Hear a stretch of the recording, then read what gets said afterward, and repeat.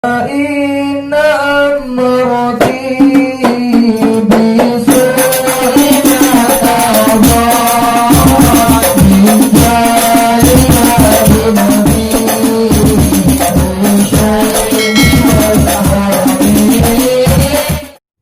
Adab masuk ke dalam rumah orang. Kalau kamu masuk ke rumah orang, tutup pejamkan matamu, tutup telingamu. Adab masuk ke rumah orang. Sopan santun, akhlak sopan santun, tata krama. Kalau kamu masuk ke rumah orang, tutup matamu, tutup telingamu. Keluar kamu dari rumah orang, tutup mulutmu. Jangan ceritakan kepada orang lain. Artinya apa, Ustaz? Kalau saya masuk rumah orang harus pejam mata begitu ya? Tidak. Masuk ke rumah orang, jangan kepo. Ada apa ribut-ribut tuh? Kenapa? Suami kau kenapa? Istri kau kenapa? Anak kau kenapa? Tak usah kepo terhadap rumah tangga orang lain. Diam. Tahan mata kita, tahan telinga kita. Mau tidak mau saya tanpa sengaja, Ustaz, saya mendengar rumah tangganya dia, saya melihat rumah tangganya dia. Kalau kamu sudah melihat dan mendengar, jaga mulutmu. Jangan diumbar. Aku ngelihat ini keluarganya, tahu tak? Suaminya itu kasar dia suaminya. Kau tahu tak? Ini bininya dia tuh begini-begini. Kau tahu tak? Begini pekerjaannya. Oh, tahu tak? Jangan diumbar seperti itu. Adab sopan santun. Masuk kamu ke rumah orang, jaga matamu, jaga telingamu.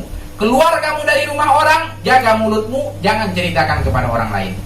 Itu sopan santun masuk ke rumah orang. Jangan pelongo masuk, dikorek-korek. Kenapa? Kok ada kenapa? Jangan dikorek-korek seperti itu. Keluar kamu dari rumah orang, jangan kau umbar kepada tetangga. Tahu dah aku datang ke rumah dia tadi begini-begini. Tahu dah ini aku datang ke rumah dia kemarin begini-begini. Jangan seperti itu. Adab, sopan santun, tata krama. Jangan pernah menceritakan kesalahan orang lain. Ghibah namanya, ghibah. Al-ghibah asyaddu minaz zina. Dosa ghibah lebih besar dibandingkan berbuat zina.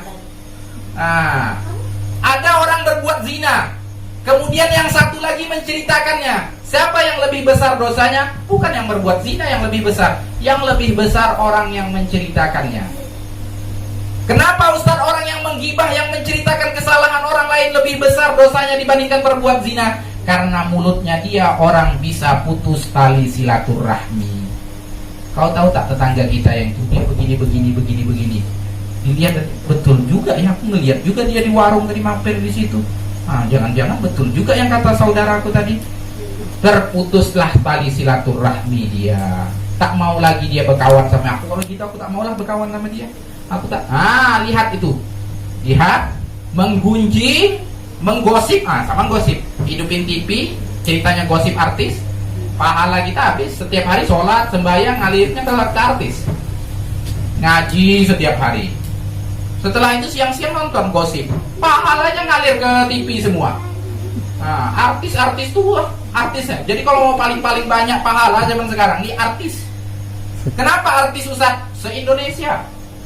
Ya, se-Indonesia mendengar infotainment tuh. Artis ini berbuat ini, artis ini selingkuh, didengar asik, didengar. Orang menceritakan itu. Pahala ngaji kita, pahala sembahyang kita ngalir buat orang dia. Dia diam aja, dia setelah berbuat salah dia minta maaf kepada Allah, menangis dia di malam hari. Kita asik dengarkannya. Nanti channel sini lagi RCTI ketemu lagi. Indosiar nanti ketemu, betul juga ya katanya. Ini semuanya lagi heboh nih, lagi viral nih, artis ini selingkuh sama sini. Didengarkan, hati-hati. Semakin Anda bertengkar, semakin banyak view-nya, semakin banyak yang menontonnya, semakin larislah acara tersebut. Semakin laris, semakin dicari kesalahan artis tuh cari. Artis nginjak semut aja dibicarakan. Jadi jangan pernah menonton seperti itu. Jangan ngumpul pernah basi banyak. Atuhibbu an ta'kula lahma akhihi maitan fakarihtumu. Kamu mau enggak makan daging saudara kamu sendiri mentah? Siapa itu? Orang yang menceritakan, menggibah kesalahan orang lain. Sama seperti makan daging mentah. Kalau mau coba daging mentah, ceritakanlah kesalahan orang lain. Jaga mulut. Itu perumpamaannya. Dosanya lebih besar dibandingkan zina. Jadi hati-hati terhadap mulut, hati-hati terhadap berita tentang orang lain. Dijaga. Allah menerima taubat kita. malam yugorgir, selagi kita ini nafas itu tidak ada di dalam kerongkongan kita. Allah terima sebesar apapun kesalahanmu, sebanyak apapun, yang penting jangan diceritakan kepada orang lain. Jangan juga kamu menceritakan kesalahan orang lain. Yang paling takut, yang paling kita takutkan ini, yang paling kita takutkan, sabda baginda Nabi Muhammad di dalam hadis Bulughul Maram karangan Imam Ibnu Hajar, man ayyara akhahu bidzambin lam yamut hatta yakmal bihi. Barang siapa yang mencaci kesalahan orang lain, dia tidak akan mati kecuali melakukan kesalahan yang sama. Man ayyara akhahu bidzambin lam yamut hatta yakmal bihi. Kau caci saudaramu dengan kesalahan, ketahuilah kau tidak akan mati kecuali kau melakukan kesalahan yang sama.